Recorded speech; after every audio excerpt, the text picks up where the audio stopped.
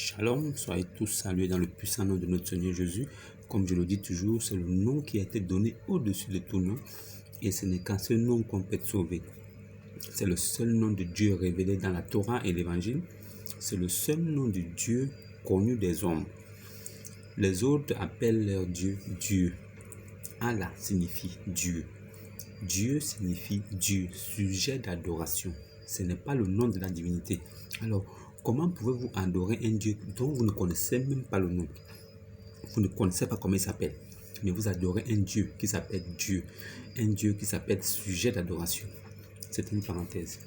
Alors, je fais cette courte vidéo pour essayer de dire, excusez-moi, ceux que vous suivez, ceux qui ont la charge de vous guider, ceux qui ont la charge de votre guidance.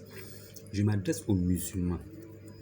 Je m'adresse à Ismaël Aka et son confrère qui ont un niveau de CM2, un niveau intellect de CM2, une réflexion d'un enfant de 12 ans. Je ne sais pas comment est-ce qu'ils arrivent à faire, à parler et les gens les suivent. Il faut être un mouton. Il faut être un mouton qui n'a rien dans la tête pour suivre ce genre de personnes. Comment quelqu'un peut dire de sa bouche la sourate 3, verset 25 et la sourate 22 du verset 25? Comment peux-tu dire la sourate 22 du verset 25 qui dit « Toute âme goûtera à la mort, excepté l'âme de Issa. » Toute âme goûtera à la mort. Maintenant, ce que j'aimerais faire, c'est une analyse logique de la phrase. Une analyse simple de la phrase pour les internautes, pour des personnes qui ont un niveau assez bas, pour qu'ils puissent facilement comprendre. Alors, j'ai suivi un débat où un monsieur dit, il présente la sourate 22, qui dit « Toute âme goûtera à la mort, excepté celui de Issa. » Nous n'avons accordé l'immortalité à aucun homme avant toi, Issa. Est-ce que si tu meurs, ceux qui te suivent là seront-ils aussi immortels? Donc, si nous analysons cette phrase, cette vidéo est juste pour analyser cette sourate et cette phrase. Pour ceux qui vont comprendre, qui sont intellectuels, qui ont un petit niveau de jugeote, vous verrez que c'est simple à comprendre. Maintenant, toute âme goûtera à la mort. Cela signifie simplement l'âme. Quand on parle de la mort de l'âme, on parle de la seconde mort et on parle de la perdition. On parle de la mort de l'âme définitive. On ne parle pas de la mort de la chair. Alors, si Allah dit que toute âme goûtera à la mort, ça veut dire que tous les hommes mourront définitivement. Aucun ne sera ressuscité vivant. Aucun ne sera ressuscité vivant. Selon les propos du Coran, on ressuscite vivant. Puisque il n'a pas été ressuscité vivant. Dans le Coran, Isa est ressuscité vivant. Nous, chrétiens, nous savons que la résurrection, c'est celui qui a vaincu la mort. Mais d'après le Coran et Allah, on ressuscite vivant. Bref, toute âme goûtera à la mort. Ça veut dire que après la mort physique, la mort de la chair, qui est la première mort, nous aurons aussi la seconde mort. Ceux qui ont blasphémé contre le Saint-Esprit seront les chrétiens. Ceux qui ont été incrédules à la parole de Dieu, ceux-là qui sont coupables du péché, ceux-là goûteront à la seconde mort qui est la mort de l'âme. Alors, Allah dit que toute âme goûtera à la mort. Ça veut dire quoi? Il dit de ses propos, nous n'avons accordé l'immortalité à aucun homme avant toi. Cela signifie que Jésus est un homme, mais l'immortalité lui a été accordée à lui seul. Donc, ça signifie qu'avant lui, tous les prophètes qui l'ont succédé, tous les hommes qui sont venus de la part de Dieu sont tous morts. Ça veut dire qu'ils sont même morts. Ça veut dire qu'ils ont même connu la mort de leur âme. ces prophètes sont venus de la part de Allah. Ils ont annoncé la parole de Allah, mais ils ont quand même goûté à la seconde mort. Ils ont goûté à la mort de l'âme. Donc, ils sont allés en enfer. Tous les prophètes qui sont venus après Jésus, ça veut dire qu'avant, tous ceux qui sont venus avant Issa sont tous morts. Ils sont allés en enfer. D'après Allah, ils ont goûté à la mort de leur âme. Leur âme a goûté à la mort. Si l'âme de ces personnes ont goûté à la mort, ça veut dire qu'ils sont morts définitivement. Selon Allah, nous n'avons accordé l'immortalité à aucun homme avant toi. Cela signifie quoi? Tous ceux qui sont passés avant Issa, qui est Jésus, sont morts définitivement. Donc, Allah a accordé l'immortalité seulement à Jésus. Mais toute âme goûtera à la mort. Ça veut dire que tous les âmes qui ont vécu sur la terre avant ont goûté à la mort. Ceux qui sont vivants aujourd'hui et qui seront vivants demain goûteront aussi à la mort. Cela signifie qu'aucun ne sera épargné. Il n'y a même pas un seul homme qui pourra hériter du paradis. Il n'y a même pas un seul homme qui pourra être sauvé. Selon Allah et le Coran. Selon le Coran, il n'y a même pas une seule âme qui ira au paradis. Parce que tous goûteront la mort. Tous. Excepté l'âme de Issa. Il n'y a que l'âme de Jésus qui n'a pas goûté à la mort et qui ne goûtera jamais à la mort. Mais les autres hommes là, les âmes de tous les autres goûteront à la mort. Ça veut dire que quand vous regardez le verbe, il est conjugué au futur. Ça veut dire que de ton vivant, quand tu vis, tu n'es pas concerné. Dès que tu meurs, la première mort, la seconde mort suit. Ça veut dire que c'est conjugué au futur. Toute âme goûtera à la mort. Ça veut dire que c'est un verbe qui est conjugué au futur, qui concerne les hommes qui viendront, qui vivront et qui devront périr aussi. Donc, tous les hommes de la terre périront. L'immortalité n'a été accordée à une seule personne, à Issa. Il n'y a que Issa, Jésus, qui est immortel. Le Coran l'affirme. Mais le Coran confirme aussi que tous les autres âmes des hommes goûteront à la mort. Voilà pourquoi je dis, quand lui-même Allah dit qu'il n'y a personne parmi vous qui ne passera pas par l'enfer. Il s'agit là d'une sentence irrévocable de la part de votre Seigneur. Et ensuite, nous délivrons ce qui était pur. Je comprends par là que ce que Allah a dit dans la sourate 22, qui dit que toute âme goûtera à la mort, est certain.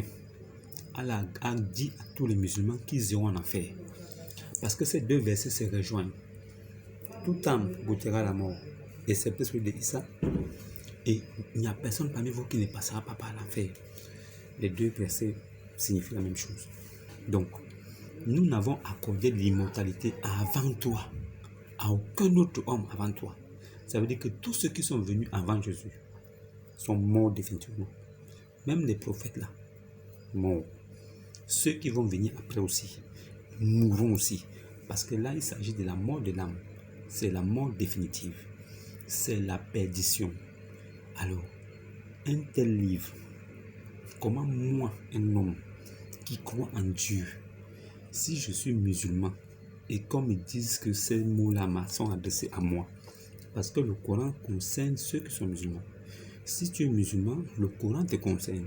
Alors ton Dieu dit que tu vas mourir définitivement, que tu iras en enfer. Alors, à quoi ça sert de laver les mains, la tête, les pieds? Vous lavez tout le corps là, pourquoi? Pourquoi vous lavez le corps? Si vous allez mourir et vous allez aller en enfer, ça ne sert à rien de faire les 5 prières par jour. Ça ne sert à rien de verser l'eau dans les narines. Ça ne sert à rien de mettre petit tapis et de monter dessus. Ça ne sert à rien de salir les coups partout. Parce que vous allez aller en enfer. Parce que vous allez goûter à la mort de l'âme. C'est ce que votre Dieu vous promet. C'est pour ça que nous, on ne peut pas accepter être musulman. Parce que notre Dieu a dit celui qui croit est sauvé. Nous nous sommes sauvés dès que tu as cru. Dès que tu as cru, tu es sauvé. Et c'est fini. Tu prends ton baptême. C'est tout. Vous n'avez pas compris quoi? Toute âme goûtera à la mort. Et moi, je vais rester là.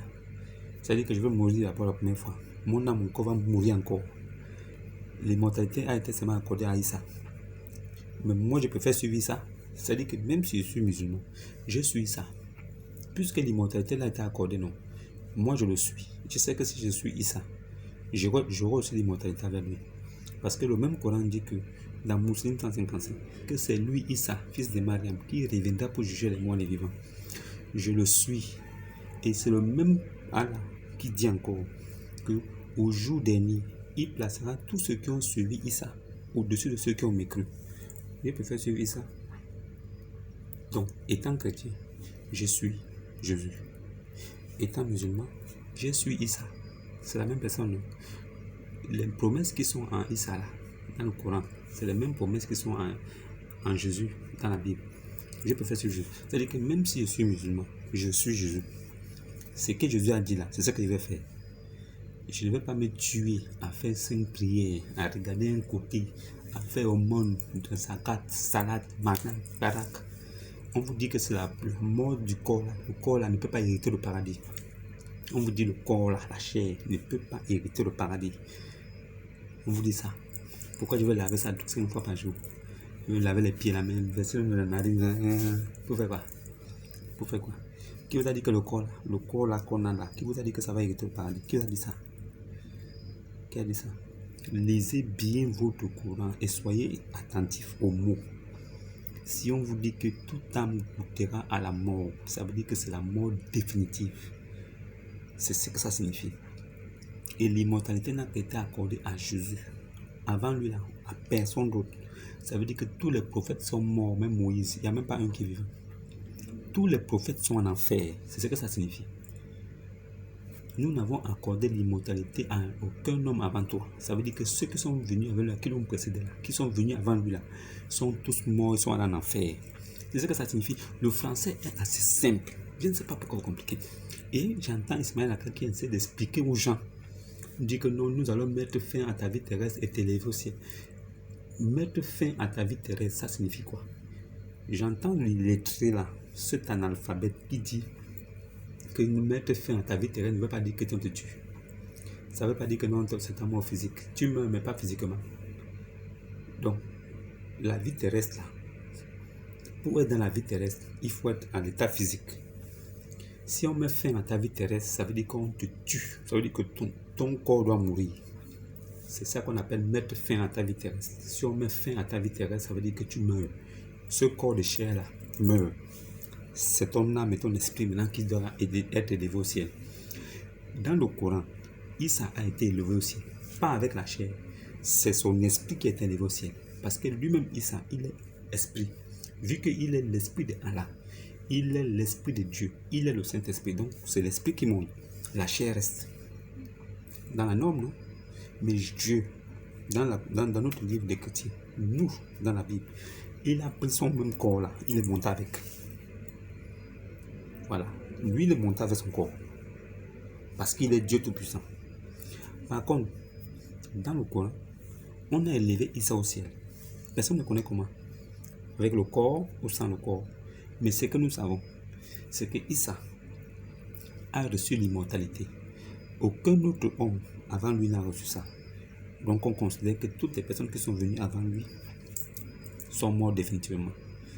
Issa est le seul au paradis. Il n'y a pas de Moïse là-bas. Il n'y a pas d'Abraham là-bas. Il n'y a pas d'Isaac là-bas, Jacob et le reste. Il n'y a pas de David. Tous les autres prophètes qui sont venus avant lui là, sont morts définitivement. Selon le Coran, le seul qui est au ciel, c'est Jésus. C'est le seul. Vous pouvez croire ça? Vous pouvez. Non, vous acceptez, vous êtes musulman. Vous restez là dans ça. Non, vous ne pouvez pas. Et ce qui est encore marrant, c'est que ceux qui sont chargés de guider les autres sont tarés. Ismaël Akka, taré. Taré. C'est lui qui a dit dans une vidéo avec un homme de Dieu, avec un chrétien, que le nom de Dieu c'est l'Éternel. Un homme qui dit le nom de Dieu c'est l'Éternel. Et il est sincère, il est sérieux. Ça veut dire qu'il n'analyse même pas le mot éternel, ce que ça signifie. Éternel là, quelqu'un qui n'a ni commencement de jour ni fin de vie. C'est ça qu'on appelle éternel. Quelqu'un qui vit à toujours, non-stop. Une vie à perpétuité. C'est ça qu'on appelle éternel. Mais il dit, c'est là le nom de Dieu. Éternel, c'est là mon nom. Dieu dit que son nom, c'est éternel.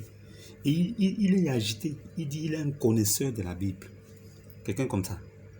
Vous faites des débats avec lui, vous le suivez. Vous avez même le courage d'aller devant lui pour lui poser des questions. Et vous attendez des réponses. Vous allez voir quelqu'un qui ne sait même pas, c'est-à-dire qui ne sait même pas ce que veut dire éternel. C'est à lui que vous allez poser des questions, il va vous répondre. Continuez. Quand vous parlez, vous ne comprenez pas. On dit laissez-les dans leur marmaille. Eux-mêmes, ils savent ce qu'ils font.